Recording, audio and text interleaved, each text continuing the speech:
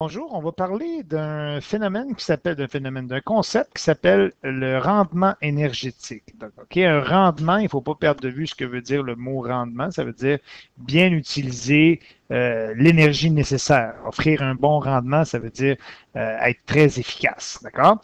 Donc, le rendement, ça peut être lié à l'efficacité. Puis je vais vous parler du rendement énergétique, donc c'est de ça dont on va parler, par rapport à des appareils, OK? Des appareils qui utilisent des sources d'énergie, d'accord? Donc, ici, vous avez une tondeuse à gazon. La source d'énergie que la tondeuse utilise, elle va brûler de l'essence, d'accord? C'est de l'énergie chimique, c'est une combustion de l'essence, on a vu ça. Donc, on va brûler de l'essence et en brûlant de l'essence, c'est une combustion qui va, elle, produire de l'énergie. Okay? Donc, imaginez-vous que l'essence qui est brûlée dans la tondeuse, elle va fournir, bon, j'ai mis des chiffres fictifs là, admettons qu'elle fournit cette essence-là 2000 joules d'énergie chimique pour faire fonctionner la tondeuse. Bon, faire fonctionner la tondeuse, en fait, c'est une seule chose. C'est de faire tourner les lames qui sont en dessous de la tondeuse. Donc, on fait tourner les lames qui sont en dessous de la tondeuse et en faisant tourner ces lames-là, ben, ça produit ce qu'on appelle de l'énergie de mouvement, qu'on appelle de l'énergie mécanique. Imaginez-vous que sur les 2000 joules d'énergie qu'on a fournis, qu'on a brûlé de l'essence pour faire tourner les pales, il y en a 1100 joules qui ont été utilisés pour faire tourner les lames de la tondeuse. Il y a aussi un 900 joules d'énergie qui est libéré par la tondeuse. C'est quand ceux qui ont déjà tondu une tondeuse à gazon à moteur à essence, bien, vous remarquez que le moteur il devient très chaud. Puis même si vous approchez votre main au niveau du moteur de la tondeuse, vous allez sentir qu'il y a une grosse chaleur qui se dégage. Donc, cette tondeuse à gazon-là, est-ce qu'elle offre un rendement acceptable? Bien, pour calculer ça, on utilise une formule qui va vous être donnée. Vous n'avez pas besoin d'apprendre cette formule-là par cœur.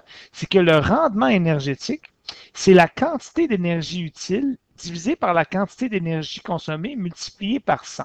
Bon, par exemple, ici, l'énergie consommée, tout le monde, c'est l'énergie chimique. D'accord? C'est l'énergie chimique qui vient de la combustion de l'essence. Par exemple, notre 2000 joules d'énergie chimique. L'énergie utile. Qu'est-ce qui est utile? Okay? Donc, ici, vous avez, je peux vous faire un petit schéma, là, vous avez 2000 joules d'énergie consommée au début qui s'est transformée pour faire de l'énergie qui va servir à faire tourner les lames de la tondeuse et de l'énergie qui est perdue sous forme de chaleur, d'énergie thermique. Donc, évidemment, ce qu'on appelle un bilan énergétique, ces deux valeurs-là vont me donner 2000 joules. Mais mon 1100 joules et mon 900 joules, ils viennent de l'énergie qui a été consommée. Et quelle est l'énergie qui est utile entre mon 1100 joules et le 900 joules? Bien, ce qui est utile pour une tondeuse à gazon, c'est de faire tourner les lames. Donc, mon énergie utile, ce serait le 1100 joules d'énergie, qui est de l'énergie de mouvement, en fait, qui est de l'énergie mécanique. D'accord? Donc, ici, mon énergie utile, c'est pour faire tourner les lames de la tondeuse. Mon énergie consommée, l'énergie consommée au départ, c'est 2000 joules. Donc, si je prends ma calculatrice et que je divise ces deux valeurs-là, donc je divise 1100 joules divisé par 2000 joules, je vais faire égal. Attendez un peu que je tasse ma calculatrice. Je devrais y arriver. Hey boy. Attendez un peu. Attendez, voilà, on va y arriver. Désolé. Donc, je fais égal. Voilà, on va y arriver. Multiplié par 100. Je vais trouver 55. 55 quoi? 55 pour cent. Donc, ça me donne un rendement énergétique de 55 pour cent. Qu'est-ce que ça veut dire? Ça veut dire que 55 pour cent de l'énergie chimique qui a été consommée au départ a été utile. C'est le rendement énergétique. Je peux vous donner un autre exemple. Imaginez-vous c'est le même principe que la tondeuse à gazon. Imaginez-vous un ventilateur. Un ventilateur, là, sa source d'énergie, c'est de l'énergie électrique. D'accord? Le ventilateur, il est branché dans le mur ici, là, avec un fil électrique. Puis imaginez-vous qu'on a vu ça en début d'année, l'énergie électrique, on peut calculer ça. Je ne sais pas si vous vous souvenez, c'est une parenthèse. L'énergie électrique, c'est la puissance de l'appareil électrique multipliée par son temps d'utilisation. Puis si on prend la puissance en watts puis le temps d'utilisation en secondes, on trouve des joules d'énergie électrique. D'accord? Donc, un appareil électrique, on peut aisément calculer quelle est l'énergie électrique à consommer. Bon, imaginez-vous que le ventilateur il est branché dans le mur, puis il utilise 1000 joules d'énergie. Bien, le moteur, c'est la même chose que la tondeuse à gazon, le moteur du ventilateur, il va dégager de la chaleur, il va devenir chaud. Imaginez-vous que sur 1000 joules, le moteur perd 400 joules d'énergie thermique, donc de chaleur. Bien, le reste, ça va avoir servi à faire tourner les pales, à faire tourner le ventilateur lui-même, puis ça, il va en rester 600 joules. Donc, quand je viens calculer mon rendement énergétique, qu'est-ce que je fais? Bien, mon énergie utile, c'est 600 joules. C'est l'énergie mécanique qui a servi à faire tourner mes pales du ventilateur. Mon énergie de départ, l'énergie consommée, bien, je l'ai branchée dans le mur, puis je suppose que bon, c'est une valeur qui est donnée dans un problème. Il y a 1000 joules qui a été consommée. Puis si je multiplie par 100, bien évidemment, ici, je vais arriver à 60% de rendement énergétique. D'accord? Un autre exemple, une ampoule électroluminescente, donc une LED, c'est beaucoup plus efficace qu'une ampoule incandescente, les anciennes ampoules qui font chauffer un filament de tungstène. Ben, une ampoule, encore une fois ici, quand je la branche dans le mur, ben, elle va chercher une quantité d'énergie électrique.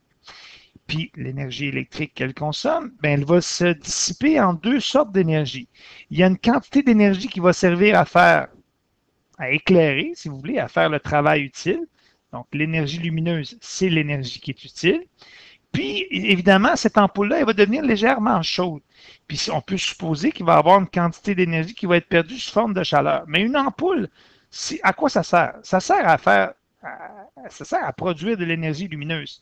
Donc, l'énergie utile ici, ça va être de l'énergie lumineuse. Donc, si on revient à notre formule, qui était la formule du rendement, qui disait que la quantité d'énergie utile divisée par la quantité d'énergie consommée multipliée par 100 donne le rendement, bien ici, mon énergie utile pour mon ampoule.